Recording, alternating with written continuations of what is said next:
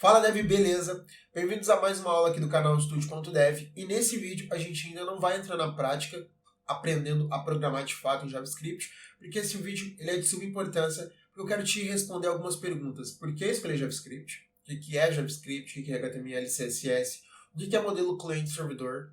Como que a partir do momento que você pega o seu celular, escreve lá o endereço do Google, por exemplo, do Google, do Facebook, do Instagram, ele carrega para você como que isso acontece, por que a gente deveria escolher o JavaScript, por que não uma outra linguagem. Todas essas perguntas eu pretendo responder aqui. Então é um vídeo bastante importante porque você precisa de uma visão geral, um overview do background que você vai entrar, do mundo que você vai entrar, para ter certeza que é aquilo que você realmente quer. Beleza? Então vamos pro meu programa aqui que eu utilizo com a minha mesa digitalizadora para me responder essas perguntas para vocês. E a primeira pergunta é, por que JavaScript? Então deixa eu pegar minha caneta aqui, eu quero rabiscar, eu gosto de rabiscar. Por que JavaScript? Quando você quer aprender alguma coisa, você simplesmente vai lá e aprende e esquece. Você normalmente aprende alguma coisa porque você está com desejo. Então, você aprende a tocar um instrumento porque você tem o desejo de escutar aquela música, de cantar uma música específica tocando. Ou você aprende a dirigir carro porque você quer percorrer grandes distâncias, levando alguma coisa. Sempre existe um motivo por trás de você estar aprendendo alguma coisa. E JavaScript não é diferente. Então você vai aprender JavaScript porque você tem algum motivo. Você não simplesmente aprende JavaScript e larga ali na gaveta. Então, por que aprender JavaScript? E eu vou dar essa resposta, ela não é uma resposta muito concreta, é muito subjetiva, depende de quem está dando a resposta, e eu vou dar ela com base na minha experiência e com base nas informações que eu venho obtendo ao longo dos anos. Na experiência como desenvolvedor, beleza? Então, por que aprender JavaScript? Primeiro que ela é uma linguagem muito utilizada no mercado. Então, você como programador, eventualmente, dependendo do ramo que você escolhe na programação, vai se deparar com JavaScript. Então, ela é uma linguagem muito utilizada. Não só isso, ela é uma linguagem que, desde os princípios, ela já começou no navegador. Então, ela é a principal linguagem que se comunica com o navegador para criar interatividade. Então a gente tem HTML, CSS e JavaScript, é basicamente uma tríade. Então, se você quer trabalhar com desenvolvimento web, você eventualmente, até mobile muitas vezes, eventualmente você vai precisar aprender JavaScript, porque é mais fácil, tem muito mais recursos desenvolvidos com JavaScript para trabalhar com web do que outras linguagens. Então, esses são alguns dos motivos aí. O primeiro que é o mercado utiliza muito JavaScript. Segundo, que ela é a melhor linguagem, na minha opinião, para você trabalhar com desenvolvimento web.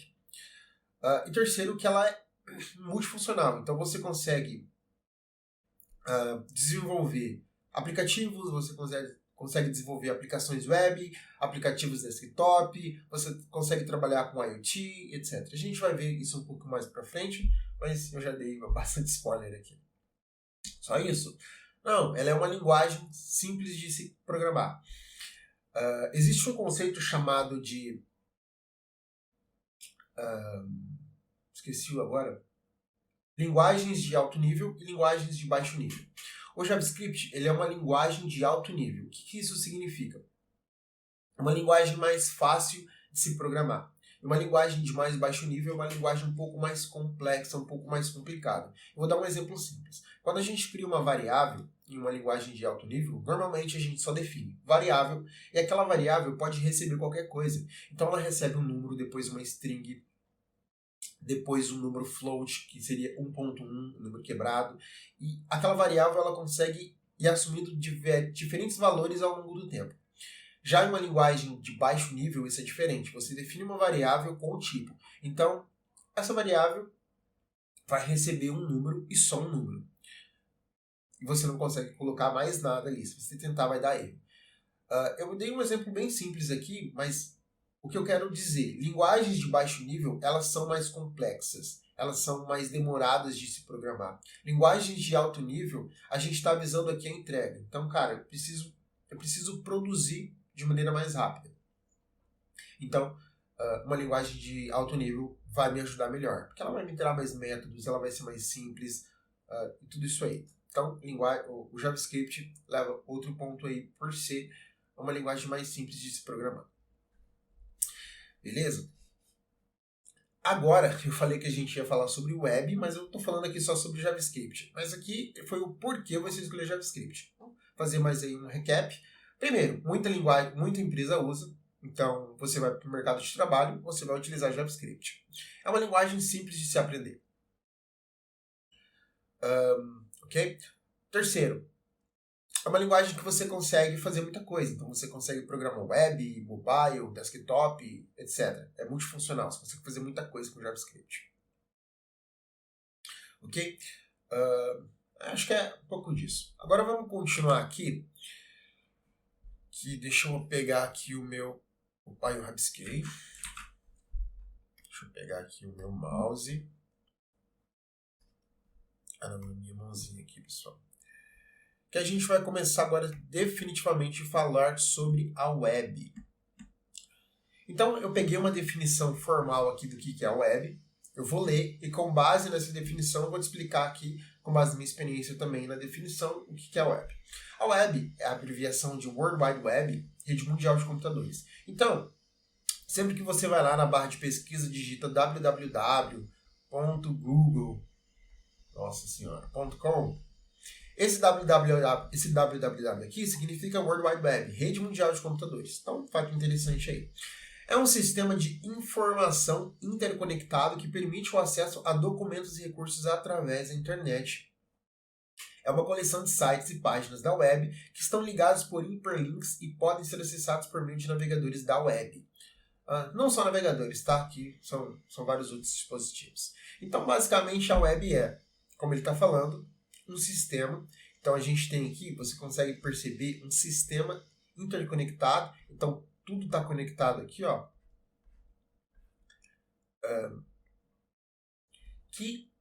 Um sistema interconectado que permite acesso aos documentos.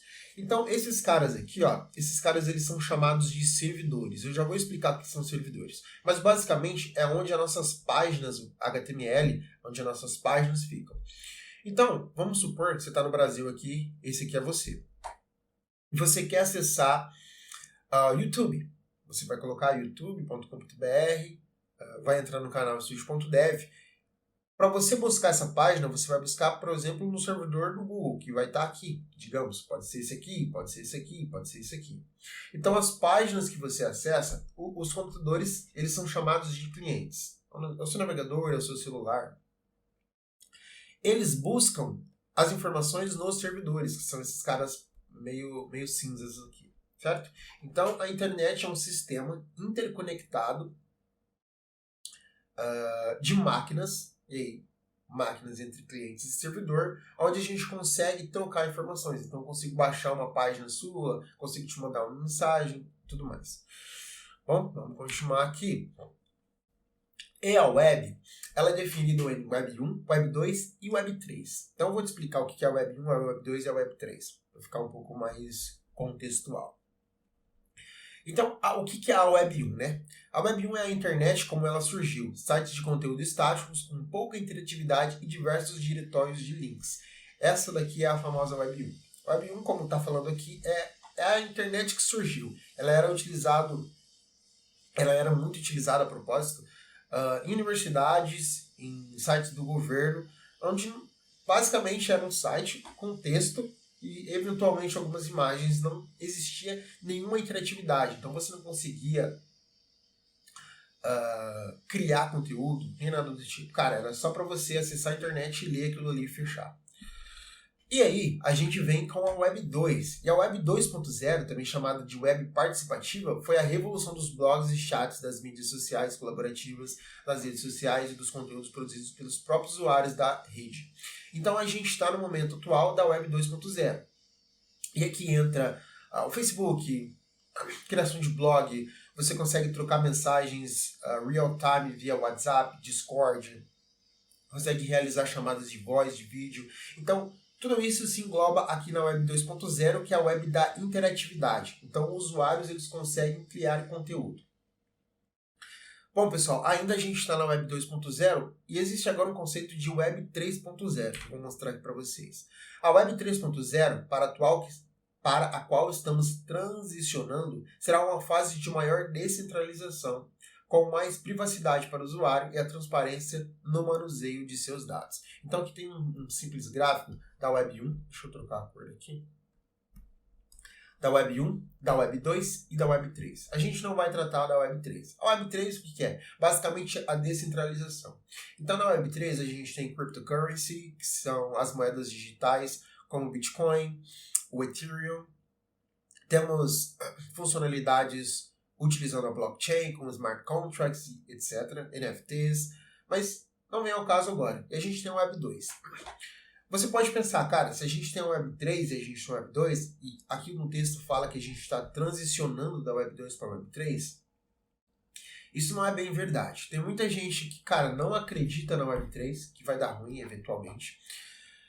E tem gente que acredita que a gente está num processo de transição. Isso não é um consenso. O que eu acho? Eu acho que a Web 2 e a Web 3 elas vão coexistir, que é o que já está acontecendo. A gente não vai matar a Web 2, então você não vai deixar de criar o seu blog, de utilizar as grandes ferramentas como YouTube, Facebook e tudo mais. Mas também, eventualmente, você pode não deixar de utilizar um serviço. Você pode ter, por exemplo, uma carteira, uma wallet com alguns bitcoins. Então você está utilizando tanto a Web 2 quanto a Web 3. Eu acredito que elas irão coexistir. O ponto aqui é que você precisa aprender a Web 2. Precisa pelo menos aprender a como desenvolver para a Web 2. Porque isso aqui é diferente. Como a gente desenvolve para a Web 2 é diferente de como a gente desenvolve para a Web 3. Claro que existem similaridades, mas é diferente. E o que a gente vai aprender aqui é a Web 2. Cara, não interessa, 5, 10 anos você precisa aprender a programar para a Web 2. Se você começar a aprender a programar para a Web 3, você vai ter gaps, porque muita coisa a gente é requerida da Web 2. Ok? Eu queria só mostrar que existe esse novo conceito aí de Web 3.0, mas o que a gente quer mesmo é entender que é a Web 2, aprender a programar para a Web 2, como que ela funciona. Então vamos continuando aqui. E agora, pessoal, eu vou explicar para vocês o modelo cliente-servidor. Ele já traz aqui para mim. O modelo cliente e servidor é uma forma de organizar a comunicação entre computadores em uma rede. Nesse modelo, existem dois papéis principais, o cliente e o servidor.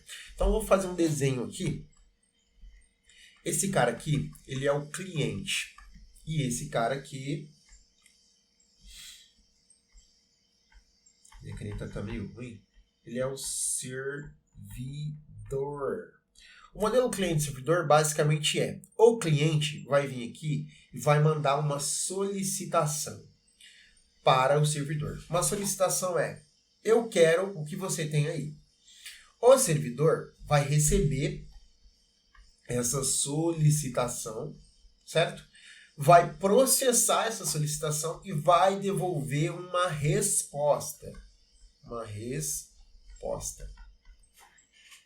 O cliente vai pegar essa resposta e vai fazer o que ele quer. Agora vamos colocar esse contexto aqui no navegador web. Então, o nosso cliente, ele é o seu browser, é o seu Google Chrome, é o seu navegador. A gente vai enviar para ele uma solicitação. O servidor, o que é um servidor, né? O servidor ele é o lugar onde as páginas HTML ficam armazenadas. É o lugar onde a gente tem um banco de dados, então todas as informações do usuário vão estar lá. É a parte onde a gente faz os processamentos. Então, por exemplo, eu tenho uma informação, mando para o servidor faz uma porrada de cálculos, de processamento com aquela informação, devolve para o cliente. Então aqui, o cliente mandou a solicitação, o servidor está provavelmente em outra parte do mundo, por exemplo, o Google YouTube. Para você assistir esse vídeo ele está em algum lugar do mundo. Você o seu navegador manda uma solicitação para os servidores do Google. Os servidores do Google vão encontrar esse vídeo, encontrar o vídeo é o processamento e vai te devolver esse vídeo numa resposta. Não é simples assim. Existem mais alguns processos, mas Primordialmente é isso. Mandou a solicitação pro YouTube, o YouTube pegou essa solicitação, entendeu que você quer o vídeo, buscou o vídeo em algum lugar, tudo isso no servidor, pegou o vídeo e te enviou, beleza? Então isso aqui que é o servidor. E a resposta seria, por exemplo, o vídeo. Ele vai enviar para você. O cliente vai chegar e o navegador vai renderizar para você. Ótimo. Então, isso que é o modelo cliente-servidor. Então, se a gente voltar aqui, o que é isso aqui? São os computadores, que são chamados de clientes. E aqui, o cliente ele pode ser o seu computador, a sua geladeira inteligente, a sua televisão inteligente, o seu smartphone, o seu iPhone, qualquer coisa aqui que se conecta com a internet. É o seu cliente. Seu cliente enviou uma solicitação para o servidor. Está falando, servidor, eu quero a página HTML, eu quero a página inicial do Google. O servidor recebeu. E o servidor, tá? Ele recebe várias requisições, que seriam solicitações de várias pessoas diferentes. Então, por exemplo, esse computador aqui, ó, ele poderia receber uma solicitação desse, de um monte de lugares diferentes. Normalmente é isso que acontece. Milhões de requisições em diferentes partes do mundo no servidor. O servidor pega, entende o que o cara quer, o que o cliente quer e devolve para ele. Ok? Então, esse é o modelo cliente-servidor. E o modelo cliente-servidor é o único que existe? Não, existem vários. Eu vou te mostrar aqui. Por exemplo, esse é o modelo peer-to-peer. O peer-to-peer ele é utilizado no torrent, por exemplo. Quando você baixa alguma coisa do torrent, você está baixando o arquivo de computador de uma outra pessoa. Então, por exemplo, aqui, ó, rede peer-to-peer. Supondo que esse seja eu consigo baixar, e vamos supor que o meu arquivo 1 está aqui, o A1 está aqui, e o meu arquivo A1 está aqui, e o meu arquivo A1 está aqui. Eu consigo baixar o arquivo A1 dessa máquina, dessa máquina, dessa máquina ao mesmo tempo. Ó. Ok? Essa é a rede peer-to-peer. Já na rede client-server, que é cliente-servidor, eu tenho vários clientes, aqui ó, um notebook, um celular e um computador. Eles utilizam a internet para enviar a solicitação para o servidor. O servidor recebe a solicitação, faz o processamento e devolve pela internet para esses caras aqui. Na rede peer-to-peer já é diferente. Esse sinal aqui, ó, é um sinal que indica diferente, pessoal. Diferente. Ok? Vamos continuando aqui. E agora eu vou falar sobre o protocolo HTTP. Por que eu vou falar sobre esse protocolo HTTP? Porque é ele que envia a solicitação que vocês estão vendo aqui. Ó. Então, quando o seu celular quer acessar o Google, ele vai enviar uma solicitação para o servidor e essa solicitação vai ser utilizando o protocolo HTTP, que é Hypertext Transfer Protocol. É um protocolo de comunicação utilizado na web para transferir informações entre um cliente e um servidor. Ele é responsável por permitir que você acesse e interaja com páginas web. Nossa, meu nariz aqui tá complicado.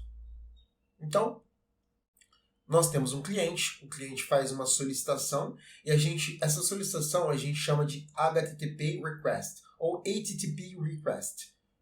Enviou, solicitação, o servidor processou e devolveu.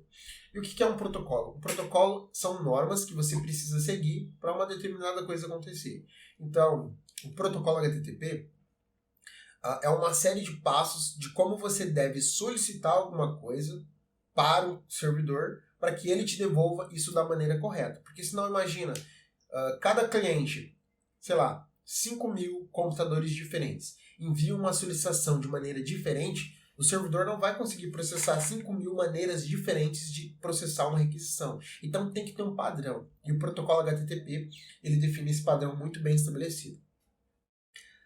Lembrando, pessoal, que tudo que eu estou passando aqui é um overview geral. Então a gente vai ver o modelo cliente-servidor com mais profundidade, a gente vai ver o protocolo HTTP com mais profundidade, a gente vai ver tudo com muito mais profundidade. Eu quero que vocês tenham um overview geral do que acontece. Então eu peguei meu celular, entrei no Google, cara, agora eu sei que eu estou utilizando o protocolo HTTP para fazer um request para o servidor do Google, que pode estar em qualquer lugar do mundo.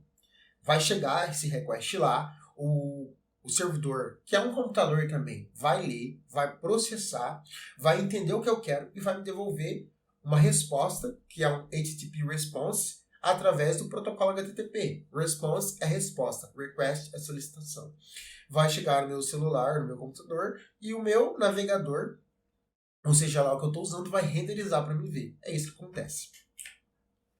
Vamos continuando aqui. E aqui a gente tem uma imagem que ilustra bem o que é o HTML, o CSS e o JavaScript. Então, o HTML é uma linguagem de marcação, como vocês já sabem, acredito eu. Se não sabe, não tem muita preocupação. O HTML é uma linguagem de marcação para você construir o esqueleto da página. Então, está até aqui, ó, HTML, o esqueleto. Então, você constrói o esqueleto da sua página com HTML. Para deixar essa página bonitinha, que seria a pele, que está aqui, é CSS, the skin, a gente utiliza o CSS para deixar a página bonita. E o JavaScript, ele é o brain, que seria o cérebro, que cria toda a interatividade. Então, a pessoinha levanta a mão, mexe a cabeça, tira e coloca o óculos. Tudo isso é o JavaScript que faz. Se você tem uma página com HTML e CSS, cara, é uma página estática ali, não dá para fazer muita coisa. Você colocou o JavaScript, dá para criar animações, dá para fazer um monte de coisa. Ok? Vamos lá? E aqui, JavaScript. O que é o JavaScript? Né? Falei bastante, mas não falei o que é. O JavaScript é um counter program. Eu peguei uma definição em inglês aqui, mas eu vou traduzir. O JavaScript é uma linguagem de programação usada para fazer websites e aplicações dinâmicas e interativas. É única porque ela pode executar diretamente no seu navegador, não somente no servidor, junto com HTML e CSS. Então, JavaScript ele é uma linguagem de programação simples, onde a gente consegue utilizar ela. Vou voltar aqui para vocês. A gente consegue utilizar então o JavaScript aqui no lado do cliente. Meu Deus. E a gente consegue utilizar o JavaScript aqui no lado do servidor. Beleza? Ponto importante isso aí. A gente consegue utilizar no lado do cliente e no lado do servidor. Ok? No lado do cliente, então, meu Deus, não devia ter saído daqui. No lado do cliente, a gente tem o navegador, certo? Navegador. Então, se você pegou seu celular ou o Google, abriu o Chrome aí e colocou algum site, você está vendo o site pelo navegador. Você muito provavelmente está me assistindo pelo navegador agora. No navegador, a gente tem coisas relacionadas ao navegador. Marca isso que é importante. No servidor, a gente não tem o navegador. Então, o navegador ele não existe lá no servidor. O servidor ele é como se fosse o seu computador, o seu desktop aqui. Ele recebe, faz um processamento e devolve. Não existe um navegador dentro do servidor. Esse é um ponto importante. Vamos voltar aqui. Então, junto com o HTML e CSS, se o JavaScript está rodando junto com o HTML e CSS, você sabe que ele está rodando no navegador. Se ele não tem acesso ao HTML ou ao CSS, ele não está rodando no navegador, ele está rodando num servidor. Ok? Então, simples. JavaScript é uma linguagem de programação simples utilizada para fazer sites ou aplicações, seja desktop, mobile, IoT, etc. E aqui eu coloquei para vocês uma linha de evolução do JavaScript. Então, desde o ano que ele foi fundado, com as versões novas dele. Bom, pessoal, isso aqui é um rolo da pega. Então, como que o JavaScript aconteceu, como que o nome JavaScript se deu, porque existe uma outra linguagem chamada Java. Java é totalmente diferente de JavaScript. Eles utilizaram JavaScript porque eles pegaram meio que o hype da linguagem Java, que estava famosa também. Bom, é um rolo da pega que eu não quero explicar aqui agora, mas basicamente a gente tem várias versões aqui do JavaScript. O navegador, ele entende muito bem essa versão aqui, ó, ES5, que é uma versão que está um pouco defasada já. Então, quando você for programar,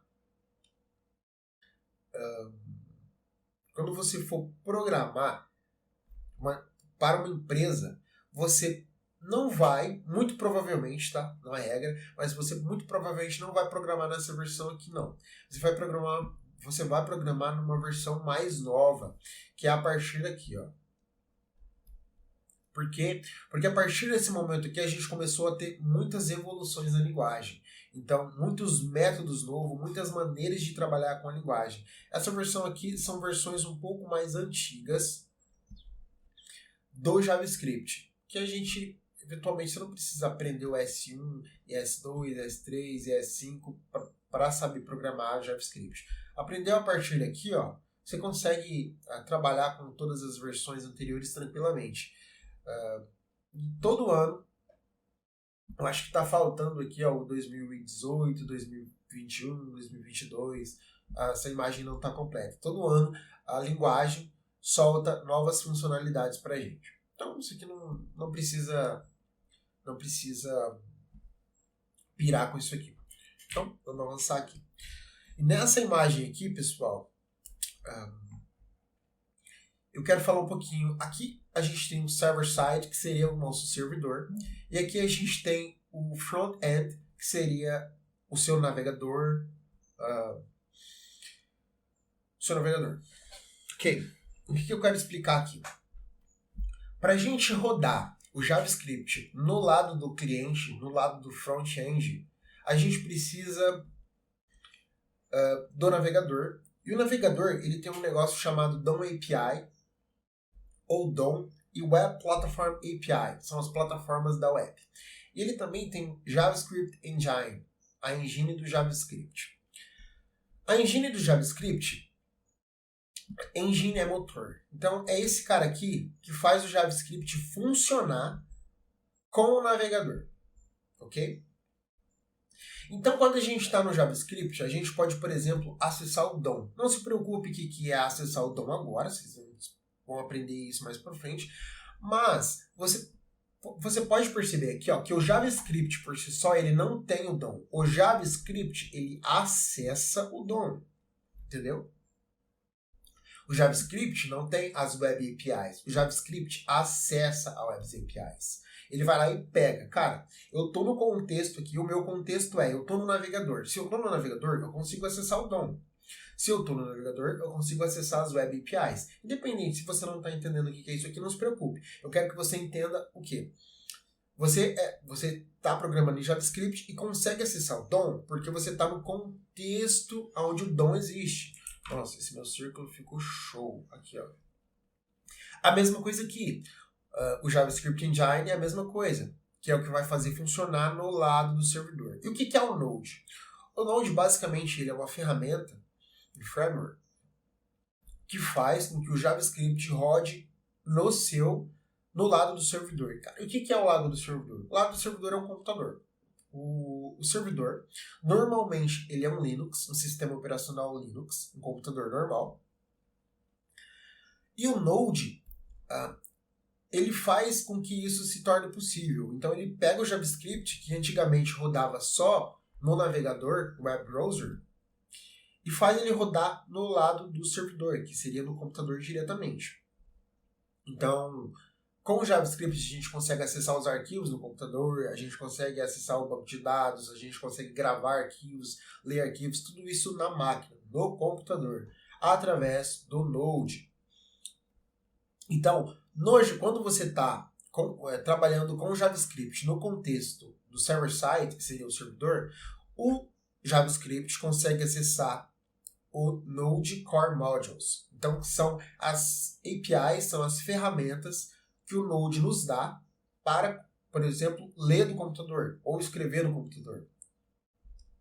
Então, é muito importante. Se você está no contexto de server-side, se você está trabalhando aqui, você não consegue acessar, por exemplo, o DOM, porque o DOM não existe aqui. E se você está aqui no web browser trabalhando com web, você não consegue acessar, por exemplo, a máquina do cara. Você não consegue ler um arquivo que está na máquina do cara, porque você não está no ambiente do Node.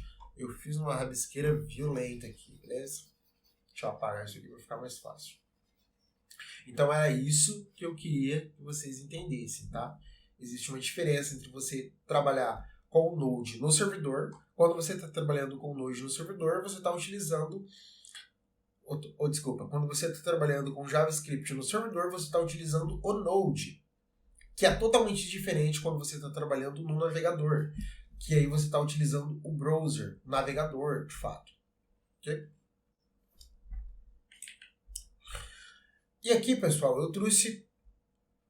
na verdade, eu já falei, né? Mas o que o JavaScript ele consegue fazer?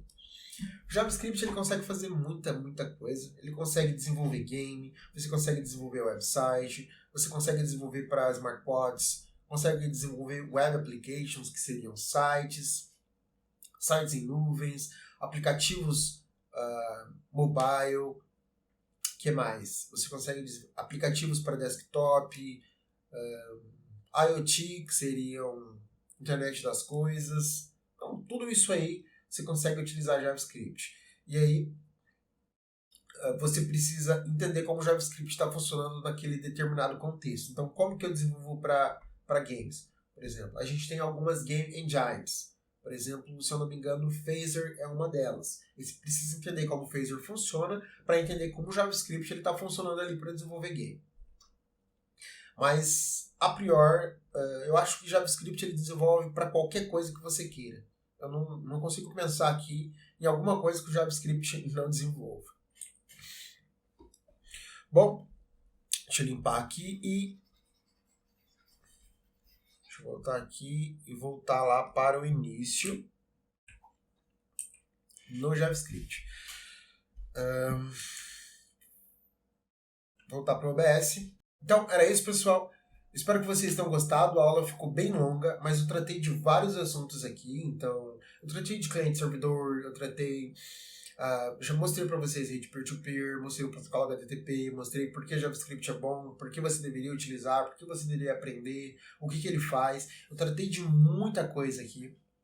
Eu sei que talvez isso possa ser um pouco desafiador, porque eu joguei muita informação, mas eu não quero que vocês saiam aqui especialistas no que é o protocolo HTTP, o que é o modelo cliente-servidor. Eu quero que vocês tenham uma visão geral de que isso tudo existe, e agora vocês vão começar a entrar nesse contexto. Então você vai começar a programar, e você vai saber que existe uma programação de JavaScript ali para o servidor e uma para o cliente. Você sabe que você não consegue acessar recursos do navegador estando no servidor, e você sabe que não consegue acessar recursos do servidor estando no navegador.